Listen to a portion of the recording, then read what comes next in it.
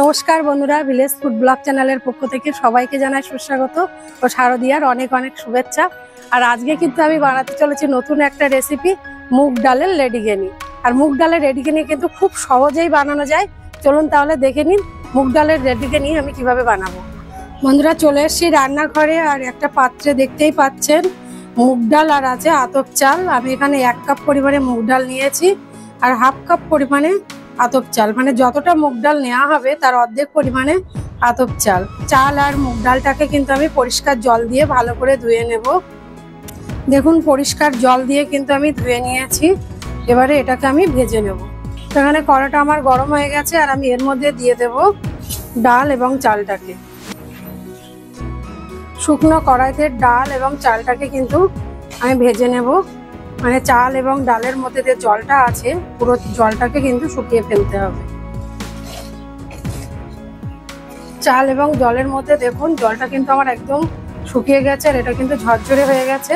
এবারে আমি এর মধ্যে দিয়ে দেব 2 চামচ পরিমাণে সুজি। চা চামচের 2 চামচ পরিমাণে সুজি এখানে দিলাম। সুজিটাকে দিয়ে কিন্তু একটু নেড়ে নিতে হবে, মানে সুজিটাও যাতে একটু গরম হয় সেরকম করে নিতে হবে।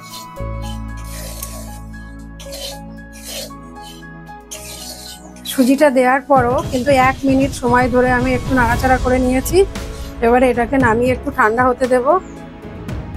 এবারও আরও একটা কড়াই বসিয়েছি আর এর মধ্যে আমি দিয়ে দিচ্ছি বড় কাপের 1 কাপ পরিমাণে চিনি আর সেই কাপের 1 কাপ পরিমাণে জল দেব।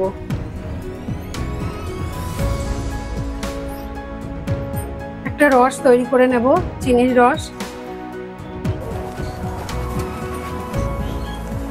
চিনিটা কিন্তু অনেকটাই গলে গেছে দেখুন। এবারে আমি এর মধ্যে দিয়ে দেব জাফরান।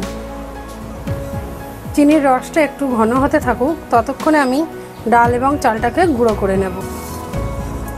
মিহি করে কিন্তু আমি চাল এবং ডালটাকে গুঁড়ো করে নেব।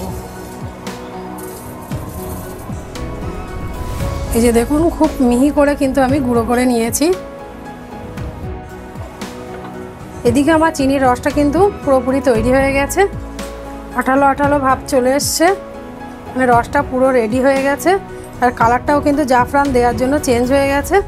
তো রসটাকে আমি সরিয়ে নেব একটু। এবারে আরও একটা কড়া বসিয়েছি আর কড়াইটা গরম হয়ে গেছে। এর মধ্যে দিয়ে দেব চা চামচের 2 চামচ পরিমাণে ঘি। ঘিটা গরম হতে একটু সময় দেব। ঘিটা গরম হয়ে গেছে, আমি এর মধ্যে দিয়ে দেব দুধ।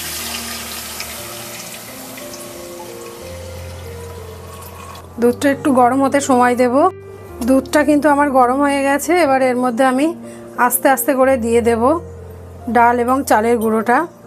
একসঙ্গে কিন্তু সবটা দেয়া যাবে না, খুব আস্তে করে দিতে হবে। চারদিকে ছড়িয়ে ছড়িয়ে এইভাবে দেব।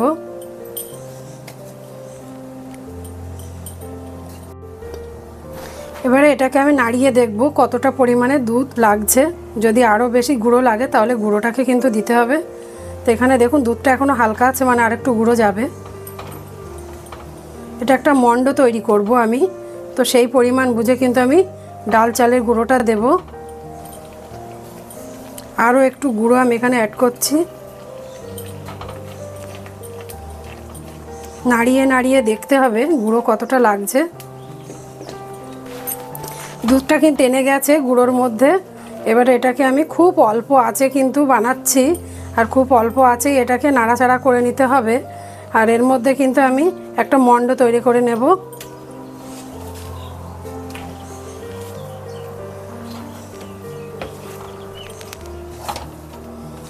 দেখুন, চাল এবং ডালের গুঁড়ো কিন্তু একটা মন্ড তৈরি হয়ে এসছে, প্রায় এক জায়গায় হয়ে এসছে।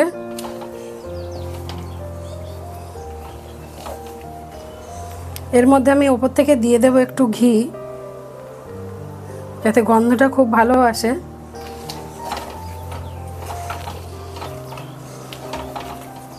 ঘিটা সমস্ত চাল ডালের গুঁড়োর মধ্যে কিন্তু মিশিয়ে নিতে হবে।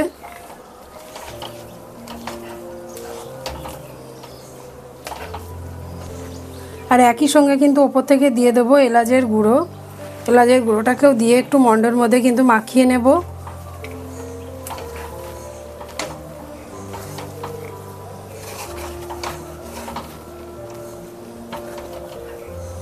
দেখুন মন্ডটা কিন্তু আমার পুরোপুরি তৈরি হয়ে গেছে। এবারে এটাকে নামিয়ে আমি ঠান্ডা করে নেব।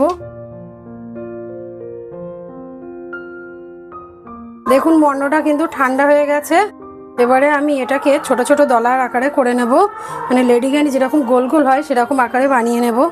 তো তার জন্য আমি উপর থেকে একটু ঘি মাখিয়ে নিচ্ছি, আর আমার হাতেও একটু ঘি লাগিয়ে নিচ্ছি যাতে হাতের মধ্যে লেগে না যায়।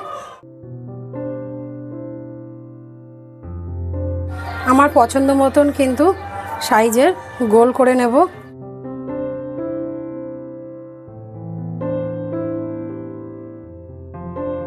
এই যে দেখুন খুব সুন্দর কিন্তু গোল হয়েছে। আর এইরকমভাবে আমি প্রত্যেকটা লেডিকেনির আকারে তৈরি করে নেব। দেখুন প্রত্যেকটা কিন্তু আমি লেডিকেনির আকারে বানিয়ে নিয়েছি। এবারে এগুলোকে একটু ভেজে নেব, নিয়ে রসে দিয়ে দেব। আর এখানে দেখুন কড়াই বসিয়েছি, আর কড়াইয়ের মধ্যে দিয়ে দিয়েছি সাদা তেল। লেডিকেনিগুলোকে ভেজে নেব বলে তেলটা গরম হতে সময় দেব। তেলটা কিন্তু আমার গরম হয়ে গেছে, আর আমি কিন্তু এখানে খুব কড়া করিনি তেলটা। এবারে আমি এর মধ্যে দিয়ে দেব, এক এক করে লেডিকেনিগুলোকে ভেজে নেব।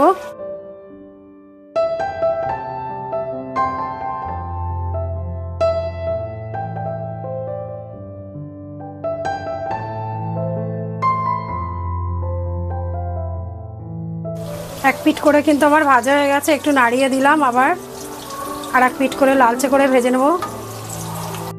দেখুন একদম লালচে করে কিন্তু আমি ভেজে নিয়েছি। এবারে এটাকে আমি রসের মধ্যে দিয়ে দেব।